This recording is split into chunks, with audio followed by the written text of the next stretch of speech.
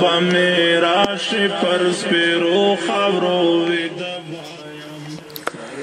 د نبی کریم علیه الصلاة والسلام مبارک سیرت په لنډه توګه د پیدایش نه راواخله تر وفاته پورې د یو څو هغه خبرې دي چې باید هر مسلمان ته معلومي د نبی کریم علیه السلام امتی ته او تاسو خپلو بچیانو ته ښځو ته دا ور وپېژنئ باور وکړئ ډېر داسې خلک دي چې هیڅ نه یې ورته معلوم خیر دا میسج د همدې لپاره ثبتوم راځي نبی کریم علیه الصلاة والسلام مبارک په خپلو دوو نومو باندې ډېر زیات مشهوره و یو نوم ته احمد ویل کېږي او دوهم نوم ته محمد په احمد باندې په مخکینی کتابو او په اسمانو کې رسول الله مبارک مشهوره دي په محمد باندې په ځمکه کې د ده مبارک په نومو کې دغه دوه نومونه دغه نومونه دي چې مخکې په کتابو کې راغلي ول آسماني کتابونو چې زیرې الله پاک پور کړي و دی د ټولو انبیاو سردار دی د ده مرتبه او مقام له ټولو نه لوړ دی که څه په ټولو اخر در ټولو وروستنی او اخري پیغمبر دی تر ده وروسته بیا بل پیغمبر نه راځي قیامت ورباندې پسې دی نبی کریم علیه السلام به ډېره کمه داسې خطبه و نصیحت او پند خلکو ته ورکړي چې په هغو کې دې دا خبرې نه یې کړي چې زه قیامت دی په لپسې یو د دوی مبارکې ګوتې بیا دی ونیولې د لاس دا شهادت ګوته په خوله چې ګرځي او دا څنګ موږ دی په لپسې دوستانو زموږ امیدونه دي چې هغه څونه لرې دي په هر حال نبی کریم علیه الصلاة والسلام مبارک پیدایش په مکه معظمه کې اوس په هغه کال باندې په کوم کال چې ابرهه نجاشي د یمن بادشاه دا په مکه معظمه باندې حمله وکړه د نړېدو لپاره یو واقع د تاسو به اورېدلي چې یمن کې د یو خونه جوړه کړله یو کوټه او یو ځای باره یې ورته ویلي چې د نن نه مابعده به تاسو بیت الله ته نه ځئ همدلته به تاسو هغه ترتیبونه پوره کوئ بیا یو چا اور ورکړي یو چا هلته ګندګي بیا د بید ما پسې پسې ومږله دې ته درد ورلی غصه ورلله بس دا سوچ فکر یې وکړي چې زه به ځم دا به نړوم چې ګر سره د انسانانو مخ دې خواته شم هغه د هر څه یو مالک لري عزیزانو هیڅ چیز خود به خود چیز نه شد رالی له ځانه سره پیلان راوستل ځکه اصحاب الفیل ورته ویل کېږي پیلان د پیل یو ناشنا خبرې دي او د پیلان د پخوا وخت په جنګو کې داسې کردار ادا کوي لکه نن وخت کې تیاري او ټانګان دا پیل دومره زورور دي زنځیران شکي دا پیل دومره زورور دي دیوالونه به خلکو په نړول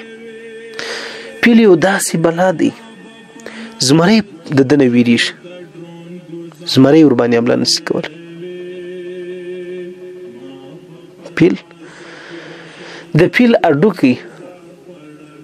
دا په سوو نه په زرو کالو باندې تک سپینې دا اوس خلک یې په غاښو کې استعمالوي په پلیټو کې استعمالوي په دا د موټرانو په چتو کې دا اډوکي چې کوم راغلي په دې کې استعمالوي تک سپین پروت هغه د پخوا وخت په زمانه کې چې کوم بادوشان تېر سوي دي د هغو دا شنګار میزو دا در شوکیزونو دا کیسې مې د ده دا اډوک تور جوړ کړي وو اوس هم په عجایبګرو کې پراته یي خلکو لیدلي لنډه دا دوستانو چې د فلم داسې نور هم ډېرې خبرې دي او نور ډېرې کیسې دي مقصدي ټکي ته راځم ځکه الله پاک دی اصحاب الفیل هغه پیل چې راوستی په غوږ کې یو چا څه ورته وویل یا یې نه ورته ویل خو چې مکې معظمې ته راغلي د خدای کور یې ولیدي د حرم حدودو ته نه ورننوتی بس رټ راهی یې کړه په دغه وخت کې هغه مرغان چې الله پاک یې ذکر په خپل کلام کې کړی دي ابابیل چې ورته وایي د دې مینا او د دغه مرغانو د دې څه کشني د توتکۍ څه غټ په دې مشوک کې ډبرې د اور پخې سوي ډبرې راخیستې وې د یوه ډبره پر وغورځول هغه به در د انسان او در پیل دواړو وتل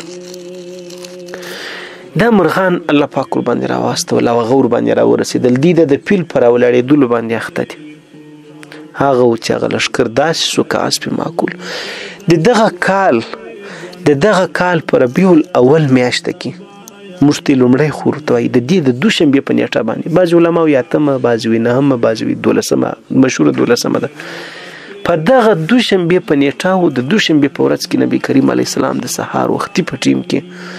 لمر چې لا نه یې راپورته سوی د دغه ټیمه څه مخکې رسول الله صلی الله علیه وسلم مبارک سترګې دنیا ته ونه غړولې دی مبارک پیدا سو د تاول شیدې خپل مور ور کړی دي بیا د ابو لهب یو منځ د سوی بیا دی ور کړی دي بیا دغه نورسته حلیمه سعدی 15 کال دی بیولې دي د ځان سره هغه تاسو به کیسه اورېدلې بیا هغه 15 کال پرورش کړی دي بیا الته سیاسي نڅری سوله هغه ماشومان چې د تعلق دا ور باندې و بیرېدل د ټول ترتیب داسې ناشنا ول هغه برکتونه کیسې به تاسو اورېدلې نو بیا راوستي خپل مور له دی ټیم کې چې دی راوستي یو کال له مور سره تیر کې چې د شپږو کالو سو مور بیا د مدینې منورې ده د بني نجار د قبیلې ده دا راتلله د خپل هغه ماماګانو کره امر راتلله او دغه رنګه د مور او د مې درته ویل که نه چې د مور او پلار دا بیا برته په خپل نسب کې سره ګډېږي پر عبد مناف باندې به هر حال دی راتلله هلته د نبي کریم علیه السلام پلار دا چې لا رسول مبارک نو پیدا سوی لا د مور په رحم کې و د مور په نس کې و دی د شام په تجارت په سفر ولاړی د اخوا چې راتلی مریض سو مدینه منوره کې پاته سوم هلته وفات سو په لارې باندې یو څه راغلی دی هلته د مدینې منورې سره ژوندی د زیارت دی د رسول الله صلی الله علیه و آله وسلم مبارک مور د دغه دوه مقصد دپاره د خپل ماماګانو کره د راتلو لپاره یو څه ټیم د میلمستیا او د دغه خپل خاوند د زیارت لپاره راتلله دی مبارک هم د ځانه سره راوستي د ده سره په دغه سفر کې یوه مینځه ده چې ام ایمن ورته ویل کېږي هغه ته چش ویل کېږي نوم یې له مانه هیر شو د پامې ووتې ام ایمن رضی الله تعالی عنها دا یې هم د ځانه سره راوستله دلته یوه میاشت تېره کړه دې ټیم کې دی مبارک د 6 کالو دی د دې یوې میاشتې څه وروسته دی ځي دغه 3 کسان یا د دې سره ابو طالب هم ورسره دی دغه 4 کسیزه ډله دا 3 کسان د یو نبي کریم علیه السلام مور ام ایمن دا راځي د مکې معظم د مدینې منورې سره راځي خپل کور ته مکې معظمې ته پر لارې د ابوا مقام ورته وایي غرونه دي وایي تک تور غرونه دي د یو غونډۍ دا په لارې پر غونډۍ اوښتې وې پر غرو باندې اوښتې وې په دغه رقم کې تللې وې د یو غونډۍ سر دی دې سر کې د ده مبارک مور نه جوړه کېږي مریضه کېږي بس همالته هغو خپل واري تېر کړي خدای خبر چې نبي کریم علیه السلام به څه تېر سوي ام ایمن چې څنګه بې دا پټه کړي او رضی الله تعالی عنها بیا به دوی څنګه زنا کړي دا نو بس الله ته پوهېږي نبی کریم علیه السلام مبارک ام ایمن له ځانه سره راوستي بیا د ده پر ورش د ده نیکه واخیستی چې کله د 7 کالو کې دی نیکه هم له دنیا نه رحلت وکړي بیا د ده خپل مثال د بخښنه غواړم په دې ځای کې غلطي ده چې د ده عمر د 8 کالو کې دی نیکه یې وفات سو له دې نه وروسته بیا د ده خپل اکا ابو طالب دا د ده پر ورش واخیستی هماغه و چې د ده پروش ته کاوي یو ځل یې له ځانه سره د تجارت د هغه تجارت ته تلي ملک شام ته دی هم له ځانه سره بوتي پر لارې باندې بحیره راهب چې د عیسایانو یو راهب و یو مشر یې ولو او د عیسایانو هغه پیشوا و د عیسایانو یعنې هغه بزرګ ولو هغه ورتولي چې په دغه هلک کې زه ټولې د نبوت نښانې چې په کتابو کې ذکر دي هغه زه کې وینم که چیرې تاسو د شام ته بوځئ هلته به درته نقصان خلک ورسوي په دې وجه که زما په قول کې په ډېر ټینګو تاکید یې ورته وویل چې دا به ته واپس استئ هغه یې برته واپس راواستوئ کله چې دی مبارک د 25 کالو سو نو بیا د خدیجة الکبرا رضی الله تعالی عنها هم یو ځل د شام سفر وکړي د هغو مالې ویوړي ښه ګټې پکې راوړله هغه سفر به هم تاسو کېدای شي په سیرت کې اورېدلی د هغه نه وروسته په 25 کالو د ده عمر دی 40 کاله د خدیجة الکبرا عمر دی دې سره یې واده وکړي له دې واده نه وروسته بیا نبی کریم علیه السلام مبارک ژوند و زندگی د دې د ده او د خدیجة الکبرا رضی الله تعالی عنها سره شروع سو راځي الله پاک د نبوت څخه مخکې و ده ته څو اولاد ورکړي دي نارینه اولاد یې نه دي پیدا سوي 3 نارینه اولادونه او 4 ښځینه دا نجونې پاته سولې راغټې سولې چې بې فاطمه زینب کلثوم او دغه رنګه دا راغټې سولې د مبارک واده کړلې یو د بلې پسې او دغه اولادونه دا در نبوت مخکې وفات سوي دي مثال در نبوت مخکې دا پیدا سوي دي د یو نوم ابراهیم و د یو نوم چې و